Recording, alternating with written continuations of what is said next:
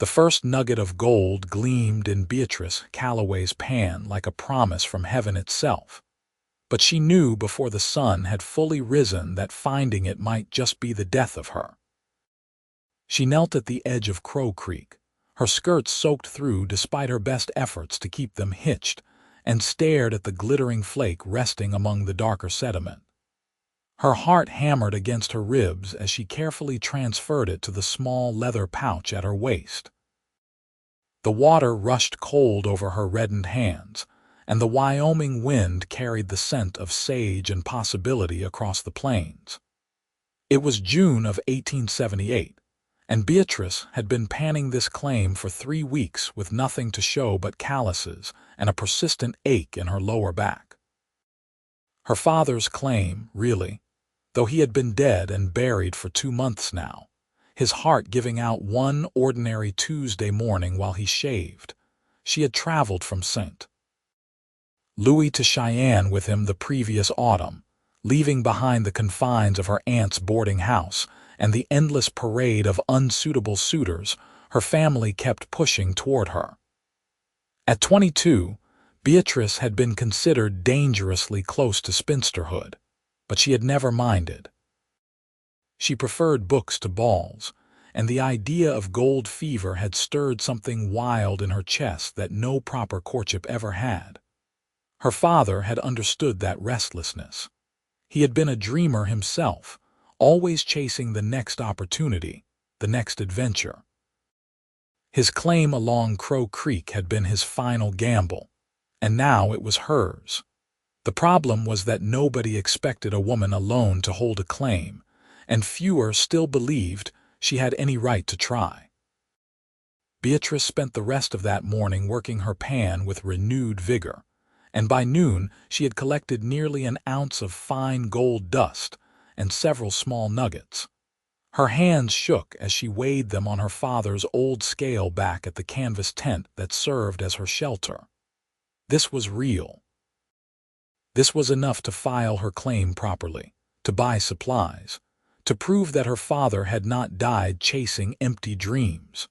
She rode into Cheyenne that afternoon on her father's aging mare, the gold secure in a pouch tucked inside her bodice.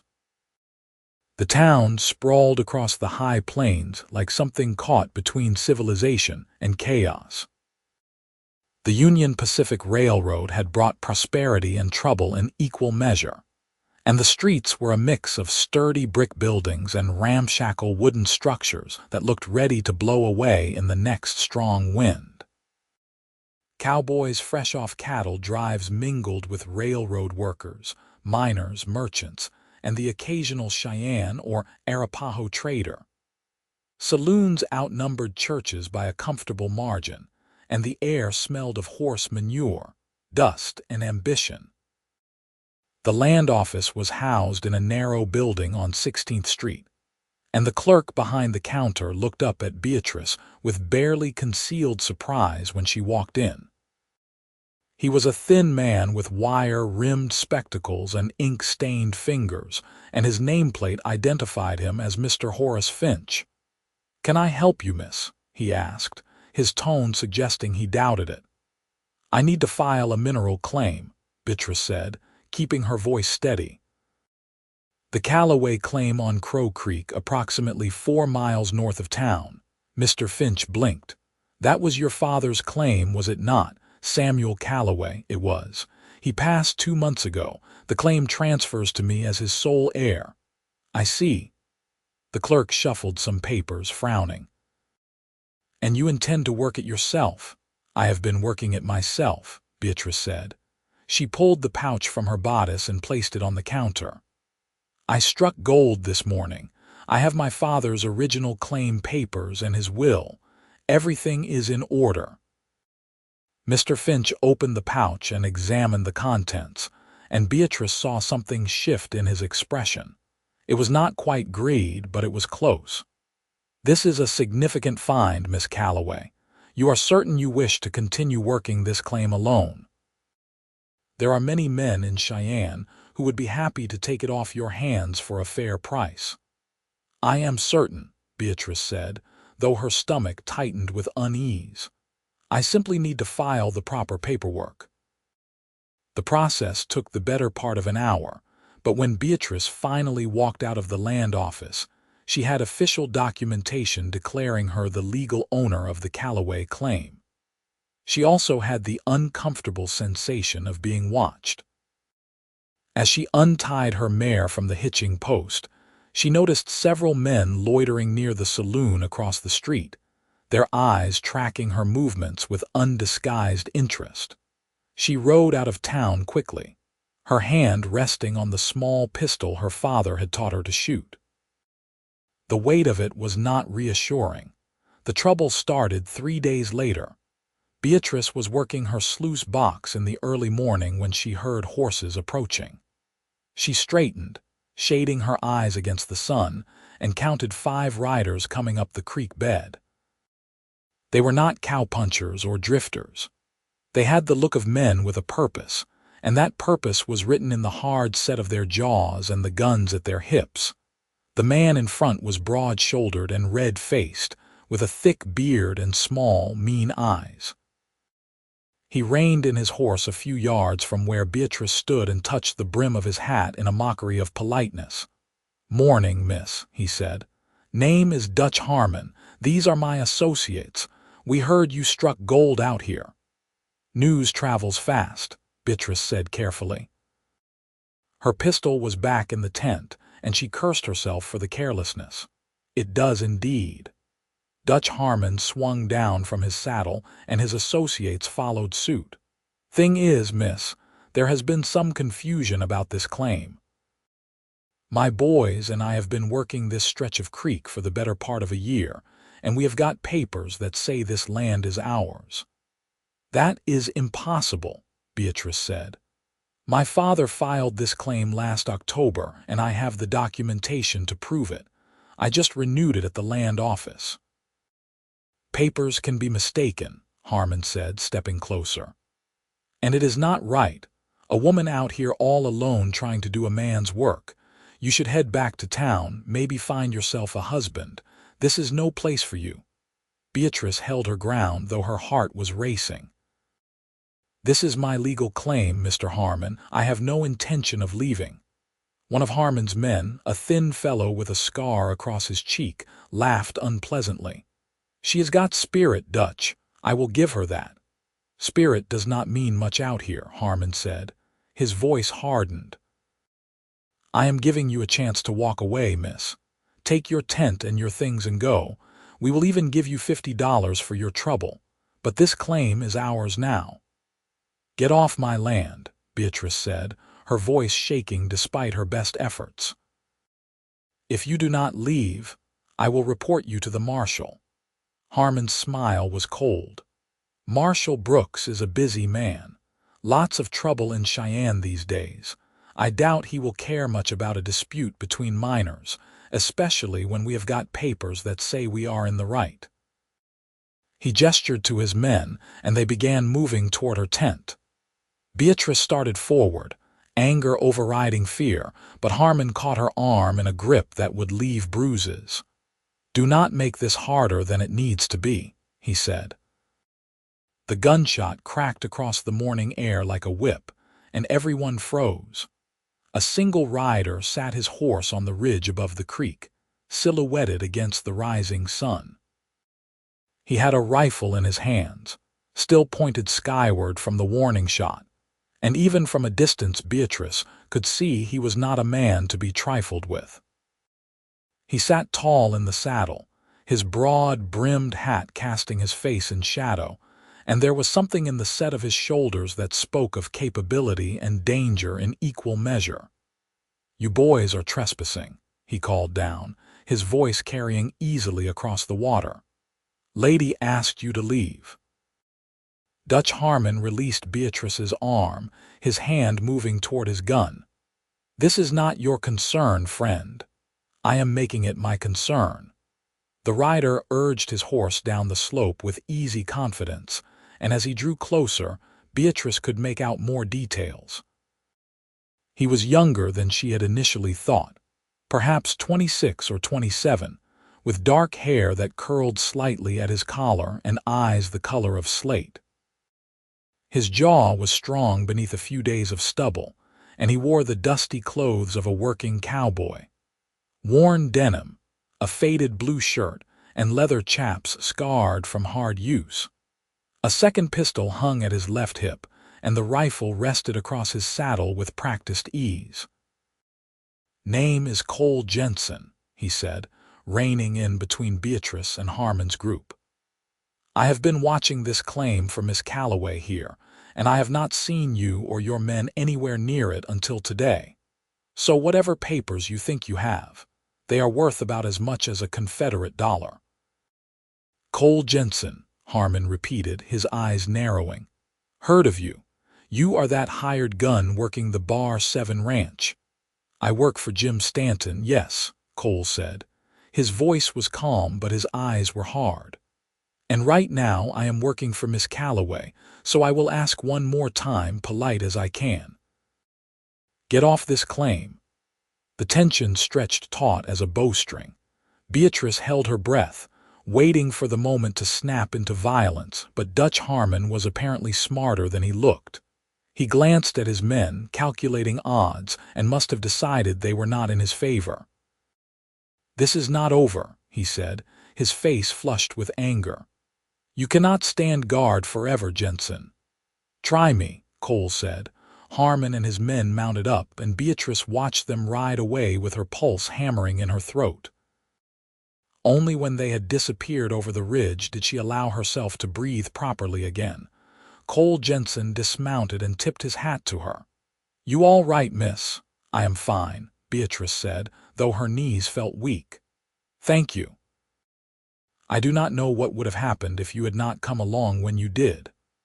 "I expect you would have figured something out," Cole said, and there was a hint of a smile at the corner of his mouth. "You struck me as the resourceful type when I saw you in town the other day." Beatrice blinked. "You saw me in town, at the land office. I was delivering some papers for Mr. Stanton and happened to see you come out." He turned his attention to his horse, checking the cinch with careful hands. "Heard you telling the clerk about your claim, and I saw those men watching you. Figured trouble might follow you home, so I rode out this morning to check." "I do not understand," Beatrice said slowly. "Why would you do that? You do not know me." Cole looked at her directly then, and Beatrice felt something shift in her chest. His eyes were kind beneath their wariness, and there was an honesty in his face that she had not seen in many men. "My mother tried to hold a claim after my father died," he said quietly. "This was down in Colorado, back in '69. Men ran her off inside a week, and she lost everything. I was just a kid, could not do much to help. I swore then that if I ever saw another woman in the same situation, I would not stand by and let it happen again."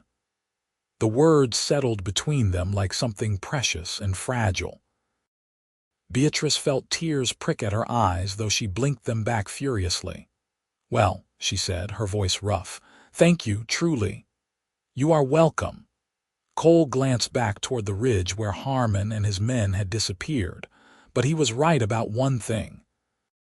They will be back, and they will bring more men next time. That gold you found is going to draw attention, and not the good kind. "What do you suggest I do?" Beatrice asked. "I cannot give up this claim.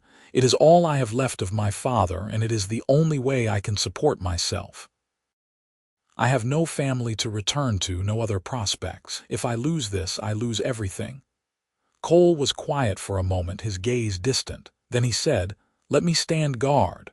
"What?" "Let me stay here and stand guard," he repeated, meeting her eyes. "I can camp up on that ridge, keep watch. Anyone tries to come at you again, they will have to go through me first." "I cannot ask you to do that," Beatrice protested. "You said yourself you work for Jim Stanton. He needs you at the ranch." "I have been thinking about moving on anyway," Cole said. "Cowboying is hard work for little pay, and I am getting tired of eating dust behind a herd of cattle. If you can afford to pay me, I will take the job. If not, I will do it anyway until you can. Beatrice stared at him, torn between gratitude and suspicion. In her experience, men did not offer help without expecting something in return, and she had no intention of trading one threat for another. As if reading her thoughts, Cole held up a hand. I am not asking for anything except fair wages, Miss Calloway. You can keep your pistol close if it makes you feel safer, and I will sleep up on that ridge well away from your camp. All I want is to make sure those men do not run you off your claim. There was something in his voice that convinced her.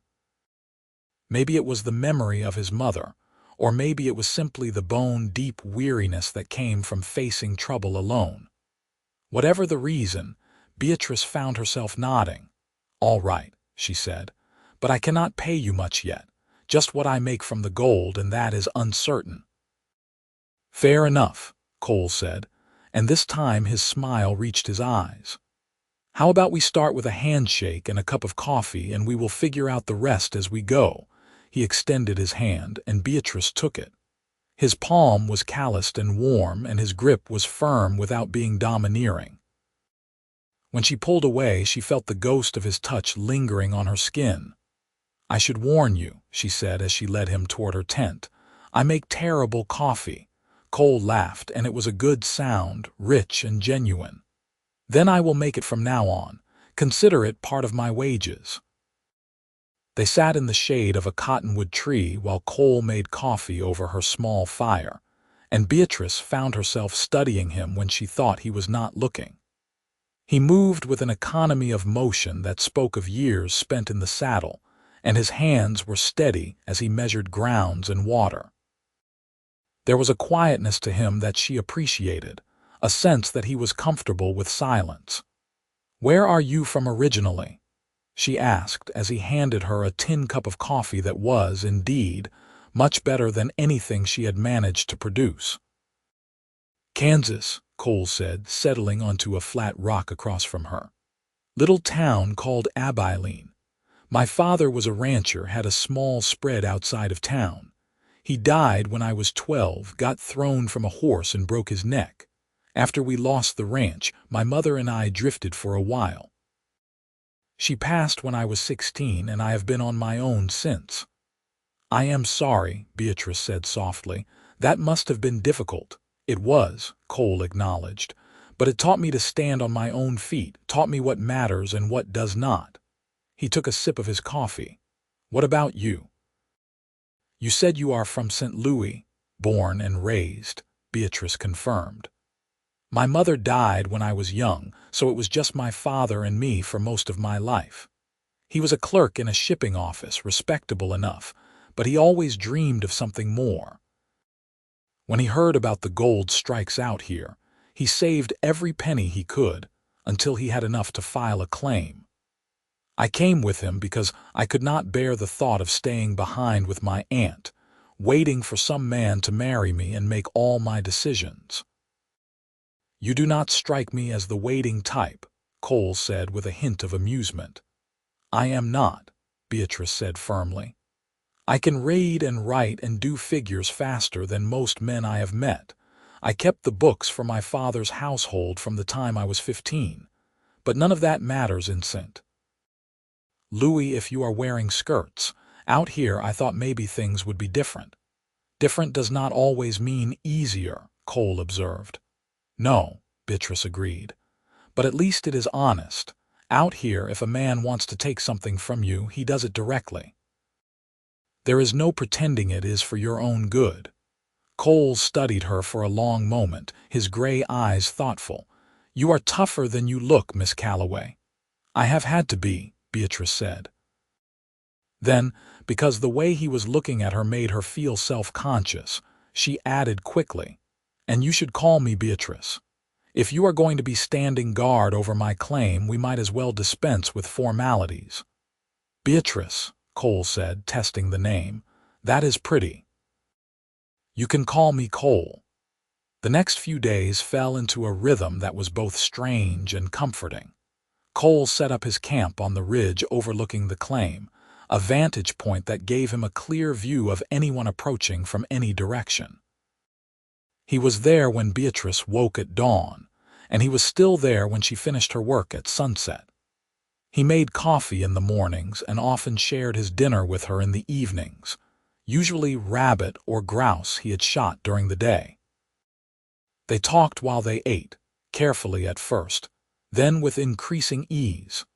Beatrice learned that Cole had worked as a ranch hand, a trail driver, and briefly as a deputy in a town whose name he did not care to remember. He had a quiet sense of humor, and a way of looking at the world that was both practical and unexpectedly thoughtful. He read books when he could get them, mostly penny dreadfuls and the occasional newspaper, and he admitted with some embarrassment that he had a fondness for poetry. "My mother used to read Wordsworth to me when I was a boy," he said one evening as they sat watching the sun set over the plains. "I did not understand most of it, but I liked the way the words sounded." She said poetry was important because it reminded people that there was more to life than just survival. "Do you believe that?" Beatrice asked. Cole was quiet for a moment. "I want to," he said finally. "Most days it is hard enough just to get by. But then there are moments like this, when the light is just right and the world feels bigger than all your troubles. And I think maybe she was onto something." Beatrice looked at him, at the way the fading sunlight caught in his dark hair and cast shadows across his strong features, and felt something unfamiliar flutter in her chest. She pushed it away, unwilling to examine it too closely. The gold continued to yield. Beatrice worked her claim from dawn to dusk, her hands raw despite the gloves she wore, and every evening she added a little more dust and a few more nuggets to her growing stash. She began to dream of what she could do with it. Buy proper equipment, maybe hire a few workers, expand the operation. Her father's dream was becoming her reality, and the satisfaction of that was sweeter than she could have imagined. But the satisfaction came with a price. Dutch Harmon did not return, but Beatrice could feel the weight of attention settling over her claim like a storm cloud. Men began riding past with increasing frequency, their eyes always lingering a little too long on her equipment and her tent. In town, when she went to buy supplies, she noticed the stares and the whispered conversations that stopped when she approached. "They are waiting," Cole said one night, his voice grim. "Waiting to see if I will leave or if they can find a moment when you are alone. Harmon is spreading word that you have got a rich strike out here, and that is bringing every 2-bit claim jumper and outlaw in the territory sniffing around." "What do I do?" Beatrice asked. "I cannot stop mining. The gold is there and I need it." "Keep doing what you are doing," Cole said, "and I will keep doing what I am doing. They are testing us, seeing how serious we are about defending this claim. As long as we stand firm, most of them will eventually move on to easier targets." "Most of them," Beatrice repeated. "What about the rest?" Cole's expression was unreadable. "We will handle them when they come." The confrontation came on a Wednesday afternoon when the heat was thick and oppressive. Beatrice was working her sluice box when she heard shouting from the ridge. She looked up to see Cole standing with his rifle raised, facing down 3 men on horseback. Her heart lurched into her throat as she scrambled up the slope, her skirts tangling around her legs. "I said turn around," Cole was saying, his voice hard as iron. "This is private property." "We just want to talk to the lady," one of the men said.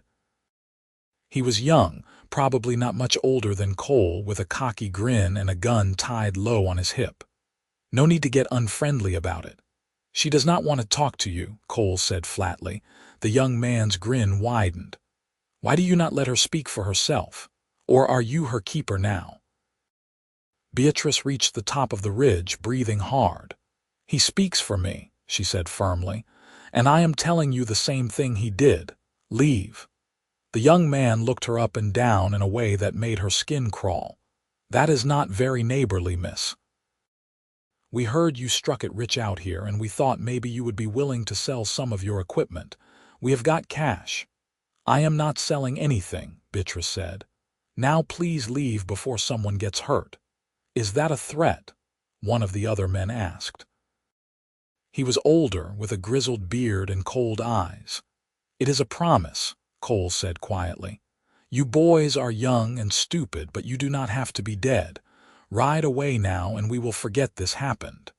The tension crackled like lightning in the air. Beatrice saw the young man's hand twitch toward his gun, saw Cole's finger tighten on the trigger of his rifle, and she acted without thinking. She stepped directly between them, her hands raised. Stop, she said sharply. This is my claim, and I will not have blood spilled on it. If you want to talk, then talk, but keep your hands away from your guns. The young man stared at her, surprised, and then slowly raised his hands. All right, lady, have it your way, we will go, but you cannot hide behind your guard dog forever. I am not hiding behind anyone, Beatrice said coldly. I am standing on my own land, and I will defend it with everything I have. Tell that to whoever sent you. The three men exchanged glances, and then the young one tipped his hat mockingly. You have got spirit, miss. I will give you that. But spirit does not stop bullets. They rode away, and Beatrice felt her knees go weak. Cole lowered his rifle and turned to her, his face tight with anger. That was foolish, he said. You could have been shot. So could you, Beatrice shot back. And I will not let men die over a piece of land, no matter how much gold is in it. This is not just about land anymore, Cole said, his voice rising. Those men were testing you, seeing how far they could push. Next time they might not be willing to talk. Then what do you suggest I do? Beatrice demanded. Shoot first and ask questions later. That is not who I am, Cole. They stood glaring at each other, both breathing hard, and then Cole's expression softened. He reached out and took her hand, his touch gentle despite the calluses. I know that, he said quietly. And it is one of the things I admire about you. But Beatrice, these men are not going to stop. They are going to keep coming, and eventually there is going to be real trouble. I need you to promise me that when that happens, you will let me handle it. I need you to promise me you will stay safe. The earnestness in his voice made something twist in Beatrice's chest. She looked down at their joined hands, at the way his thumb was rubbing small circles on her palm, and realized with a jolt that this was not just about the claim anymore. Somewhere in the past few weeks, something had shifted between them. The careful distance they had maintained was eroding, and she was not sure how to feel about that. I will try, she said finally, but I cannot promise to hide while you risk your life for me. That is not fair to either of us. Cole smiled, a real smile that reached his eyes and made her breath catch. Fair is not a word that means much out here, but I will take what I can get. He released her hand, and Beatrice felt the loss of his warmth like a physical thing. They walked back down to her camp in silence, but it was a different kind of silence than before, charged with something unspoken and electric. That night, Beatrice lay in her tent and listened to the sounds of the prairie. The wind in the grass, the distant howl of a coyote, the soft murmur of Crow Creek. She thought about Cole up on the ridge, keeping watch while she slept, and wondered what it meant that she felt safer knowing he was there. She thought about the way he had taken her hand, the concern in his eyes, and the warmth that had spread through her at his touch. She had not come to Wyoming looking for love. She had come looking for independence, for a chance to prove that she could stand on her own. But maybe, she thought as sleep finally claimed her, the two were not mutually exclusive.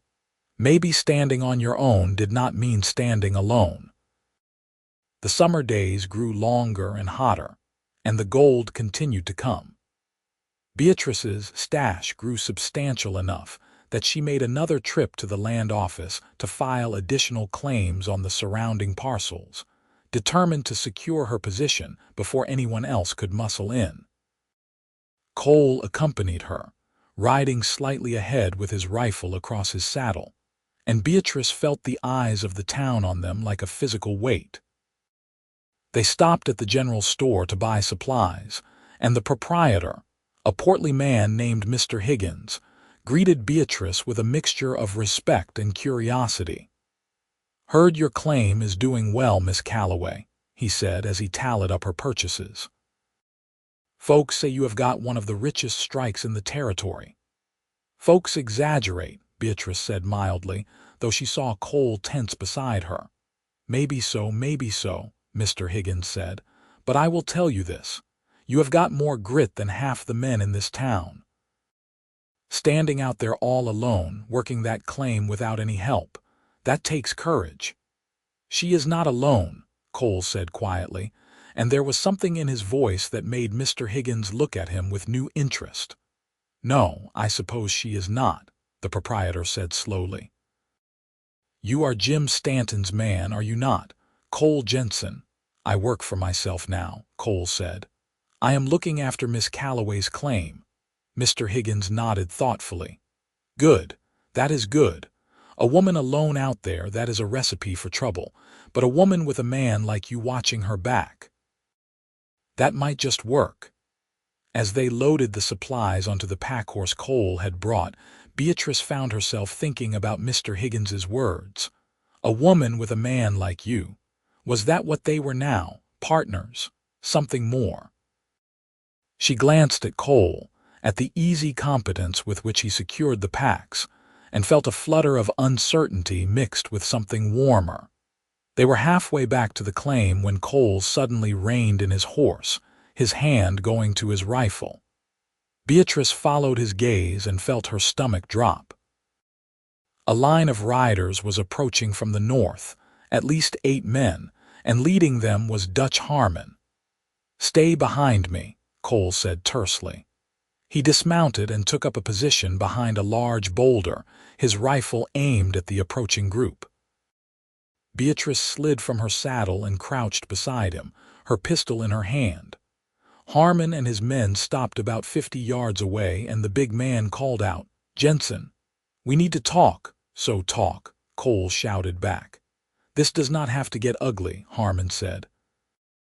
"We have got a proposition for Miss Calloway. We are willing to buy her out fair and square. $3,000 for the claim and all her equipment. That is more money than most people see in a lifetime." Beatrice felt Cole look at her, but she kept her eyes on Harmon. "Not interested," she called out. "I already told you this claim is not for sale." "You are making a mistake," Harmon said, and now there was an edge to his voice. "We are trying to be reasonable here, but there are limits to our patience. Take the money and go back east where you belong. If you do not, I cannot guarantee your safety." "That sounds like a threat," Cole said, his voice dangerously soft. "It is a fact," Harmon said. "This is rough country and accidents happen. A woman alone out here, well, anything could happen to her." Cole's knuckles were white on the rifle. "She is not alone, and if anything happens to her, I will hold you personally responsible. You understand me, Harmon? I will come for you, and I will not stop until I find you." The threat hung in the air, and Beatrice saw several of Harmon's men shift uneasily in their saddles. Harmon himself looked furious, his red face darkening to purple. "You are just one man, Jensen," he snarled. "You cannot stand guard forever. Sooner or later you will slip up, and when you do, we will be there." "Then I guess you will be waiting a long time," Cole said. "Because I am not going anywhere." For a moment, Beatrice thought Harmon would order his men to attack. The tension was so thick she could barely breathe. But then one of the men beside Harmon leaned over and said something in a low voice, and Harmon's expression shifted. He nodded curtly and gathered his reins. "This is not over," he said, his voice carrying across the distance. "You are both making a big mistake." They wheeled their horses and rode away in a cloud of dust, and Beatrice let out a breath she had not realized she was holding. Cole lowered his rifle but did not take his eyes off the retreating riders until they disappeared over a ridge. "We need to be more careful," he said finally. "They are getting desperate, and desperate men are dangerous." "What do you think stopped them just now?" Beatrice asked. Harmon looked like he was ready to start shooting. "I do not know," Cole admitted, "but I am not going to question it. Come on, let us get back to the claim. I do not want to be caught out in the open again." They rode hard the rest of the way, and Beatrice's mind was racing. $3,000. It was a fortune, enough to buy a house in a decent town to live comfortably for years. For a moment, she let herself imagine it, leaving this dusty, dangerous place behind, finding somewhere safe and civilized. But then she thought about her father, about the dreams he had died chasing, and she knew she could not do it. This claim was his legacy, and she would not give it up without a fight. That evening, as they sat by the fire, Cole said quietly, "You could take the money, you know. $3,000 would set you up for life. You could go back east, start fresh somewhere safe." "Is that what you think I should do?" Beatrice asked, unable to keep the hurt from her voice. "No," Cole said immediately, "but I want you to know it is an option. I do not want you to stay out of stubbornness or pride if you are scared." "I am terrified," Beatrice admitted. "Every day, I am scared that Harmon or someone like him will come back, that you will get hurt trying to protect me, that I will lose everything my father worked for. But I am more afraid of giving up. If I walk away now, what does that say about me? That I am just another woman who could not handle the real world, that my father was wrong to believe in me." Cole reached out and took her hand, the gesture becoming familiar now, and Beatrice let herself lean into the comfort of his touch. "It would not say any of those things," he said gently, "but I understand. My mother never forgave herself for losing our ranch, even though there was nothing she could have done to stop it. She felt like she failed my father, failed me. I do not want you to carry that kind of burden." "Then help me make sure I do not have to," Beatrice said, meeting his eyes. "Help me hold this claim." "I will," Cole promised, "for as long as you need me." The words settled between them, heavy with meaning, and Beatrice realized that somewhere along the way she had stopped thinking of Cole as just a hired guard. He had become something more, a partner, a friend, and if she was honest with herself, something that felt dangerously close to love. The thought terrified her more than any threat from Dutch Harmon. August arrived with scorching heat and storms that rolled across the plains like artillery fire. The gold continued to flow, and Beatrice's claim became one of the most talked-about strikes in the territory. Prospectors came from as far away as Montana and Colorado, hoping to stake claims on nearby land, and the stretch of Crow Creek became a bustling network of tents and sluice boxes. With the influx of miners came a measure of safety. Harmon and his men could not move openly against Beatrice with so many witnesses around, and Cole was able to relax his guard slightly. He still slept on the ridge most nights, but occasionally he would come down to the camp after dark, and they would sit together talking until the fire burned low. Beatrice found herself looking forward to those evenings more than she cared to admit. Cole was easy to talk to, and he listened in a way that made her feel heard and valued. They talked about everything, their childhoods, their dreams, their fears. Cole told her about the places he had been, the people he had known, and Beatrice shared her love of books and learning, the frustration of being constrained by a society that did not value her intelligence. "You should have been a teacher," Cole said one night as she described her favorite books. "You would have been good at it." "Women cannot teach past a certain grade," Beatrice said. "And even then they are paid half what men make for the same work. Besides, I like this better. Out here, I am not confined by what people think I should or should not do. I succeed or fail on my own merits." "You are succeeding," Cole said with a smile, in case there was any doubt. "Thanks to you," Beatrice said. "I would not have made it this far without your help." "You give me too much credit," Cole said. "You are the one doing all the hard work. I am just standing around looking intimidating." "You are good at that," Beatrice teased, and Cole laughed. "It is a gift," he said solemnly, and then his expression grew more serious. "But honestly, Beatrice, watching you work this claim, seeing how determined you are, it has reminded me of something I had forgotten." "What is that?" "That there is more to life than just drifting," Cole said. "For years, I have just been moving from one job to the next, never putting down roots, never letting myself want anything permanent because I was afraid of losing it. But being here with you, helping you build something, it makes me think maybe I was wrong. Maybe some things are worth the risk." Beatrice's heart was pounding so hard she was sure he could hear it. "What are you saying, Cole?"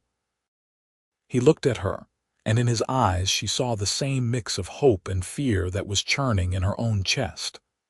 "I am saying that I do not want to leave when this is over. I am saying that I want to stay if you will have me, not as your guard but as your partner, in the claim and in everything else." The words hung in the air between them, and Beatrice felt tears prick at her eyes. She wanted to say yes, wanted it with a fierceness that surprised her, but fear held her back. What if she was reading this wrong? What if he was just being kind, offering partnership out of pity rather than genuine feeling? "Cole," she said carefully, "I need to know what you mean by everything else." He reached out and cupped her face in his hands, his touch gentle despite the calluses. "I mean that I am falling in love with you, Beatrice Calloway. I think I started falling the moment I saw you walk out of that land office with your chin up and fire in your eyes. You are the bravest, smartest, most stubborn woman I have ever met, and I cannot imagine my life without you in it." Beatrice's breath caught in her throat. "You love me." "I do," Cole said simply. "And if you do not feel the same way, that is all right. I will still stand guard over your claim, still help you build your dream. But I needed you to know. I needed to be honest about what I want." Beatrice felt a laugh bubble up in her chest, half sob and half joy. "You foolish man," she said, her voice breaking. "I have been in love with you for weeks. I was just too afraid to say anything because I did not want to ruin what we had." Cole's face broke into a grin, and then he was pulling her close and kissing her, and Beatrice felt the world tilt and right itself in the space of a heartbeat. His lips were warm and gentle, and when he pulled back, his eyes were shining. "So, is that a yes?" he asked. "You will let me stay?" "Yes," Beatrice said, laughing through her tears. "Yes, you ridiculous, wonderful man, I want you to stay. I want us to be partners. I want everything." They kissed again, longer this time, and when they finally broke apart, Beatrice felt lighter than she had in months. The fear and uncertainty that had been weighing on her seemed to dissolve in the warmth of Cole's embrace. And for the first time since her father died, she felt truly hopeful about the future. They sat by the fire long into the night, making plans and dreaming about what they could build together. Cole wanted to expand the mining operation, bring in proper equipment, and maybe hire a few trusted workers. Beatrice wanted to invest some of their earnings back into the community, help other prospectors who were struggling the way she had been. They talked about building a real house to replace the tent, about eventually buying more land, about all the possibilities that stretched out before them like the endless Wyoming sky. "We will need to make it official," Cole said eventually. "Get married, I mean. Not because I do not trust you, but because it will give us both legal protection. If anything happens to me, I want to make sure the claim stays in your name." "And if anything happens to me?" Beatrice asked. "Then it goes to you," Cole said firmly. "This is your dream, Beatrice." Your father's legacy. I am just lucky enough to be part of it." "No," Beatrice said, taking his hand. "It is our dream now. We are building this together, which means we share it equally. If something happens to one of us, the other gets everything. That is what partners means." Cole smiled and brought her hand to his lips.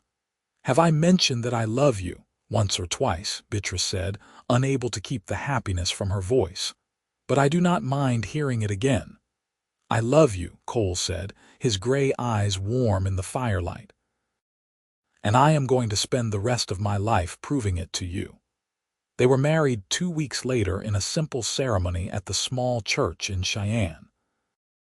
Beatrice wore a dress of soft blue calico that she had bought specially for the occasion, and Cole wore his best shirt and pants, his hair freshly cut, and his jaw cleanly shaved. They had no family to witness the ceremony, but several of the neighboring miners came, along with Mr. Higgins from the general store and, surprisingly, Jim Stanton from the Bar 7 Ranch. "Always knew you were too smart to stay a cowpuncher," Stanton said to Cole as he shook his hand after the ceremony. "You take care of your wife now. She is a special lady." "I know," Cole said, his eyes finding Beatrice across the room, "and I will." They had a small celebration at the hotel restaurant, and then they rode back to the claim together as the sun set over the plains. Beatrice felt different somehow, more grounded and settled, despite the fact that nothing had really changed. She was still working a gold claim in the middle of the wilderness, still facing threats from men who wanted to take what was hers. But now she was not facing it alone. She had Cole, her husband, her partner, and that made all the difference. The threats did not disappear with their marriage, but they did change. Dutch Harmon made one more attempt to intimidate them in September, riding up to the claim with 6 men and demanding that they sell. But this time, Cole was not alone. 3 of the neighboring miners had joined him on the ridge, their rifles at the ready, and the show of unity was enough to send Harmon away cursing. "He will be back," one of the miners, a grizzled old prospector named Charlie Dawson, said as they watched the riders disappear. "Men like that do not give up easy." "Let him come," Cole said. "We will be ready." But Harmon did not come back. Word filtered down from town that he had gotten into trouble with a claim up north and had been run out by the marshal. His gang scattered, and the threat that had loomed over Beatrice's claim for months finally dissipated like morning fog. With the danger past, Beatrice and Cole threw themselves into building their future. They hired 2 workers, brothers from Ohio who were honest and hardworking, and together they expanded the operation. Cole built a small cabin to replace the tent, nothing fancy but sturdy and weather-tight, with a real stove and windows that let in the light. Beatrice set up a desk in one corner where she kept their accounts and records, and Cole built shelves for her small collection of books. The gold continued to flow, though not as richly as it had in the beginning. But it was steady and reliable, enough to keep them comfortable and even allow them to save. They reinvested in better equipment, a proper rocker box, and eventually a small stamp mill that could process ore more efficiently. Other miners came to them for advice, and Beatrice found herself becoming something of a local expert on mining techniques and claim management. Winter came early that year, with snow blowing down from the mountains and temperatures that made Beatrice grateful for their solid cabin. They spent the long evenings by the fire, Cole reading aloud from the newspapers that came up from town, while Beatrice mended clothes or worked on the accounts. Sometimes they would just sit in comfortable silence, listening to the wind howl outside and feeling grateful for the warmth and safety of their home. It was during one of those quiet evenings in January of 1879 that Beatrice realized she was pregnant. She had suspected for a few weeks but had not wanted to say anything until she was certain. Now, Watching Cole's profile in the firelight, she felt a surge of joy mixed with nervousness. "Cole," she said softly, "I need to tell you something." He looked up from his newspaper, his expression immediately concerned. "What is wrong? Are you feeling all right?" "I am fine," Beatrice assured him. "Better than fine, actually. I am pregnant." For a moment, Cole just stared at her and Beatrice felt her heart sink. But then his face split into the widest grin she had ever seen, and he was across the room in 2 strides, pulling her into his arms. "A baby," he said, his voice choked with emotion. "We are going to have a baby." "Yes," Beatrice said, laughing and crying at the same time.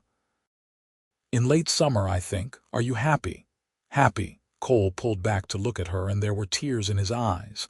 "Beatrice, I am more than happy. I am amazed. I am terrified. I am the luckiest man alive."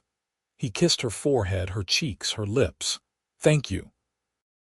Thank you for everything you have given me." "We have given each other," Beatrice corrected gently. "That is how marriage works, remember?" "Right," Cole said, grinning. "Equal partners." "Always," Beatrice confirmed. The pregnancy was not easy. The morning sickness lasted well into her 2nd trimester, and as summer approached, the heat made her swollen and uncomfortable. But Cole was attentive and patient, taking on more of the physical work and making sure she rested when she needed to. The neighboring miners, who had become something like family over the past year, brought gifts and advice, and Mrs. Higgins from the general store came out once a month to check on her and bring supplies. Their son was born on a sweltering afternoon in August, arriving with a lusty cry that made Beatrice laugh despite her exhaustion. Cole was there for the whole thing, holding her hand and whispering encouragement, and when the midwife placed the baby in his arms, Beatrice saw tears streaming down his face. "He is perfect," Cole said hoarsely. "Beatrice, he is absolutely perfect." They named him Samuel, after Beatrice's father, and from the moment he entered the world, he became the center of their universe. Cole was a devoted father, getting up in the night for feedings and changings without complaint, rocking Samuel to sleep while singing old cowboy songs in his surprisingly good baritone. Beatrice watched them together and felt her heart swell with a love so fierce, it was almost painful. The years that followed were good ones. The claim continued to produce, and they were able to save enough to buy additional land and expand their holdings. Cole proved to be as good a businessman as he was a guard and husband, and together they built something substantial and lasting. They hired more workers, built better facilities, and became one of the most successful small mining operations in the territory. Samuel grew into a bright, curious boy with his mother's intelligence and his father's steady temperament. When he was 3, Beatrice gave birth to a daughter they named Catherine, who had Cole's gray eyes and a stubborn streak that matched both her parents. The cabin was expanded twice to accommodate their growing family, and Beatrice sometimes had to pinch herself to believe that this was her life. There were still challenges, of course. Winters were hard, and there were lean years when the gold seemed to vanish from the creek. They lost workers to better opportunities elsewhere, and there were occasional disputes with neighboring claims that required careful negotiation. But through it all, Beatrice and Cole faced everything together, their partnership growing stronger with each passing season. In 1885, when Samuel was 6 and Catherine was 3, they finally struck the big vein that Beatrice's father had always dreamed of finding. It was Cole who discovered it, actually, following a hunch about an outcropping of quartz near the original claim. The gold was there in quantities that took Beatrice's breath away, and over the next 2 years, they pulled enough out of the ground to secure their family's future for generations. They could have sold the claim then, taken the money and moved to San Francisco or Denver or any of the other cities that were growing up across the West. But Wyoming had become home, and they had no desire to leave. Instead, they built a proper house, a beautiful two-story structure with a wide porch and real glass windows, set on a rise overlooking Crow Creek. They furnished it with care, filling it with books and comfortable furniture, and all the small luxuries that neither of them had known growing up. But the house was just a building. What made it a home was the life they filled it with, the sound of children laughing, the smell of Beatrice's cooking, the quiet evenings when she and Cole would sit on the porch and watch the sun set over the land they had fought so hard to keep. They hosted dinners for their neighbors, celebrated birthdays and holidays with the kind of joy that comes from knowing how hard one happiness can be. Samuel grew into a thoughtful young man who showed more interest in books than in mining, and Beatrice arranged for him to attend university in the East when he turned 18. Catherine, meanwhile, developed a love for horses and the outdoors that reminded Beatrice of Cole. She could ride before she could raid, and she spent her days exploring the ranch they had built around the mining claim, always returning at sunset with stories of what she had seen. In 1892, when Catherine was 10, Beatrice gave birth to another son, much to everyone's surprise. They named him Thomas, and he became the unexpected joy of their middle years, a reminder that life still held surprises and wonders. Cole was 52 when Thomas was born, his dark hair now streaked with silver, his face lined by years of sun and wind.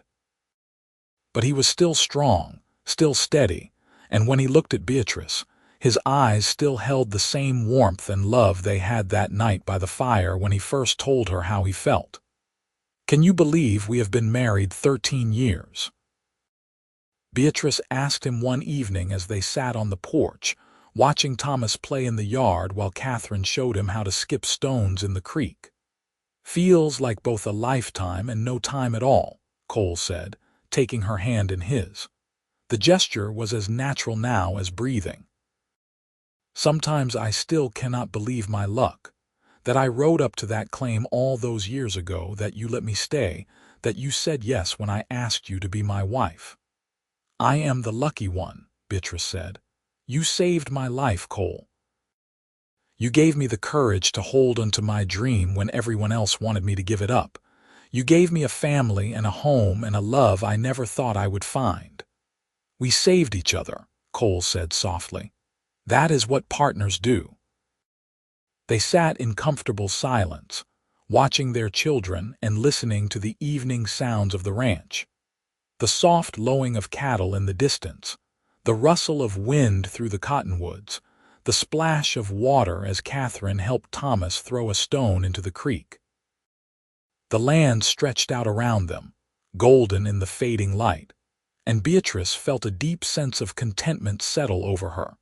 She thought about her father sometimes, about the dreams he had carried with him to Wyoming and the legacy he had left behind. She liked to think he would be proud of what she had built, of the woman she had become. But more than that, she hoped he would be happy knowing that she had found not just gold in these hills, but something far more precious. A love that had weathered every storm, a partnership that had grown stronger with each passing year, and a family that would carry his name forward into the future. Samuel came home from university during the summers, full of ideas about literature and philosophy that he would debate with his mother for hours, while Cole listened with amused tolerance. Catherine grew into a strong young woman who could outride most of the ranch hands, and who managed the cattle operation with the same determination Beatrice had once brought to her mining claim.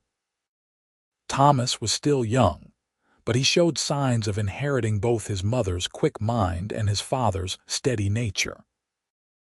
As the century drew toward its close, Cole and Beatrice began to step back from the day-to-day operations of the ranch and mine, turning more responsibility over to their children and trusted employees.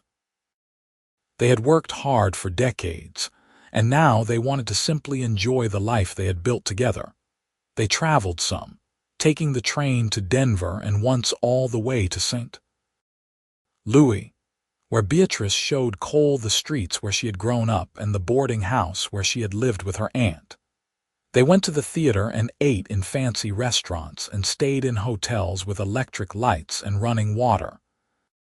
But after a few weeks, they were always ready to come home, to the wide skies and clean air of Wyoming. On their 20th wedding anniversary in 1899, Cole surprised Beatrice with a gift, a leather-bound journal filled with blank pages. "For your memoirs," he said with a smile. "I think your story is worth telling, not just the mining and the gold, but everything. What it was like to come out here as a woman alone, to fight for what was yours, to build something from nothing." Beatrice ran her fingers over the smooth leather, touched by the thoughtfulness of the gift. "You think people would want to read about that? I think there are a lot of women out there who need to know that it is possible," Cole said. "That they can be strong and independent and still find love, that they do not have to choose between their dreams and their happiness." So Beatrice began to write, filling page after page with the story of her life. Her journey west with her father, the moment she struck gold, the men who tried to take her claim, and the cowboy who stood guard until they left. She wrote about falling in love, about building a family and a home, about all the joys and sorrows that made up a life fully lived. Cole read each page as she finished it, offering comments and corrections, reminding her of details she had forgotten. Sometimes he would add his own perspective, and Beatrice would weave his words into her narrative, creating something that belonged to both of them. The new century arrived with hope and promise, and Cole and Beatrice faced it together, their hands still clasped the way they had been that night by the fire when everything changed. They were older now, their bodies bearing the marks of hard work and time, but their love had only deepened. They knew each other's rhythms and moods, could communicate with a glance or a touch, and they still found joy in simple things. A good cup of coffee on a cold morning, the sound of their grandchildren playing, the quiet companionship of a shared life. Samuel married a school teacher from Cheyenne and moved back home to help run the ranch. Catherine met a young surveyor working for the railroad and fell head over heels in love. Their wedding was held at the ranch, a joyous celebration that brought together family and friends from across the territory. Thomas was still finding his way, showing interest in both the mining and ranching operations, but also in the wider world beyond Wyoming's borders. Cole and Beatrice became grandparents multiple times over, and their house was often filled with the laughter and chaos of young children. They loved being grandparents, spoiling the little ones shamelessly, and then handing them back to their parents when they got too rambunctious. They had earned the right to simply enjoy, and they did. One evening in the spring of 1905, as they sat on their porch watching the sun set in a blaze of gold and crimson, Beatrice turned to Cole and said, "I have been thinking about that day you rode up to my claim. Do you remember?" "Every detail," Cole said. "You were standing by the creek with your skirts wet and your hair falling out of its pins, looking fierce and scared and determined all at once. I thought you were the most beautiful thing I had ever seen." Beatrice laughed. "I must have looked like a disaster." "You looked like hope," Cole said simply. "Like everything I had been searching for without knowing it." "Do you ever regret it?" Beatrice asked. "Giving up your life as a cowboy, tying yourself to one place to me?" Cole turned to her, and in his gray eyes she saw the same love and certainty she had seen 26 years ago when he first told her how he felt. "Not for a single moment. You are the best thing that ever happened to me, Beatrice Jensen. You and this life we built together. I would not change any of it." Beatrice felt tears prick at her eyes, though they were happy ones. "I love you, Cole. I have loved you from the beginning, and I will love you until the end. And beyond, Cole said, leaning over to kiss her. I truly believe that, Beatrice. Whatever comes after this, wherever we go, I know I will find you there, because we were meant to be together. This life proved that. They sat together as the stars began to emerge in the darkening sky, and Beatrice thought about all the years behind them and whatever years remained ahead. They had been lucky, she knew. Lucky to find each other, lucky to have been given the chance to build this life, lucky to have loved and been loved so completely. The gold that she had found in Crow Creek all those years ago had secured their material comfort, but it was the love she had found with Cole that had made her truly rich. He had stood guard when she needed protection, stood beside her as an equal partner, and stood by her through every joy and sorrow that life had brought their way. As the evening breeze carried the scent of sage and new grass across the land, Beatrice reached for Cole's hand, and he took it without looking, the gesture so familiar it was almost unconscious. They sat together in the gathering darkness, two people who had started as strangers and become everything to each other, watching the stars emerge one by one over the land they loved. The years that followed were gentle ones. Cole and Beatrice grew old together with grace, their steps slower, but their devotion undiminished. They spent their days tending the garden Beatrice had planted around the house, reading together in the evenings, and welcoming the steady stream of children and grandchildren who filled their home with life and laughter. Cole's health began to decline in his 70s, a gradual slowing that Beatrice watched with a heavy heart. But he faced it with the same quiet courage he had brought to everything else in his life, never complaining, always finding something to be grateful for. Even on his hardest days, when his joints ached and his breath came short, he would smile at Beatrice and tell her that he was the luckiest man alive. He passed peacefully in his sleep on a warm summer night in 1912, with Beatrice holding his hand, and their children gathered around his bed. His last words were, "I love you," directed at Beatrice, and she held them in her heart like a precious gift. The grief was crushing at first, a physical pain that made it hard to breathe. But Beatrice found comfort in their children and grandchildren, in the life they had built together, in the knowledge that Cole had lived fully and died knowing he was deeply loved. She continued to live in their house on the hill, tending her garden and writing in the journal Cole had given her, filling it with memories and stories she wanted to preserve. She lived to be 84 years old, a remarkable age for a woman who had worked as hard as she had. In her final years, she was surrounded by family and honored in the community as one of the pioneers who had helped build Wyoming into what it had become. When visitors would come to hear her stories, she would tell them about her father's dream about striking gold, about the men who tried to take her claim and the cowboy who stood guard until they left. But mostly, she talked about love.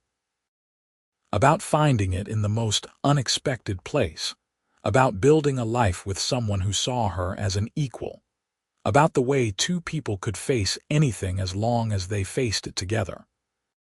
She talked about Cole's steady presence, his quiet strength, his unwavering devotion, and the way his love had made her stronger and braver than she ever could have been alone. When Beatrice Calloway Jensen passed away in the spring of 1920, surrounded by her children, grandchildren, and great-grandchildren, her last words were an echo of Cole's, "I love you." And those who heard her swore that she was smiling, as if seeing someone who had been waiting for her. She was buried next to Cole on the hill overlooking Crow Creek, where they had first begun their life together. Their tombstone was simple, carved from the same granite they had pulled from the mine. Cole and Beatrice Jensen, partners in life and love. Below that, someone had added a line that Samuel thought his mother would have appreciated. She struck gold, he stood guard, together they built a legacy. The ranch and mine continued to operate for generations, passed down through their children and grandchildren, each one adding their own chapter to the story that had begun with a young woman panning for gold and a cowboy who decided to help her. The house on the hill became a landmark, and the story of Beatrice and Cole became part of Wyoming legend, told and retold until the details blurred but the heart of it remained true. It was a story about courage and determination, about standing firm in the face of opposition and never giving up on your dreams. But more than that, it was a story about love, the kind that transforms two people into something greater than the sum of their parts. It was about finding someone who sees you clearly and loves you anyway, who stands beside you through every storm and celebrates every triumph as if it were their own. Years later, when researchers found Beatrice's journal preserved among family papers and published it, it became something of a sensation. Women across the country read her words and found inspiration in her story, seeing in her example proof that they too could be strong and independent without sacrificing love and family. The book became a bestseller, and scholars studied it as an important document of Western expansion and women's history. But for the Jensen family, it was simply the story of how their family began. They would gather on holidays and anniversaries at the house on the hill, and the older ones would tell the younger ones about Cole and Beatrice, about the gold claim and the men who tried to take it, about the love that had sustained them through decades of hard work and sacrifice. And sometimes, on quiet summer evenings when the light slanted gold across the land and the wind whispered through the cottonwoods, people swore they could see two figures sitting on the porch of the old house, holding hands and watching the sunset together. Whether it was memory or imagination or something more, no one could say. But it was a comforting thought, the idea that a love as strong as theirs could endure even beyond the boundaries of this life. The Calloway claim, where it all began, eventually played out as all mines do. The gold that had seemed inexhaustible finally gave way to barren rock, and the operation shut down in the 1950s. But the land remained in the family, and someone always made sure the original claim marker was maintained, a small monument to the woman who had refused to give up and the man who had stood by her side. In time, Cheyenne grew from a rough frontier town into a proper city, with paved streets and electric lights and all the trappings of modern civilization. The railroad that had brought so many fortune seekers continued to run, though it carried tourists and business people now instead of miners and cowboys. The wild Wyoming territory became a state, then grew and changed with the passage of decades. But some things remained constant. The plains still stretched endlessly under vast skies. Crow Creek still ran cold and clear from the mountains.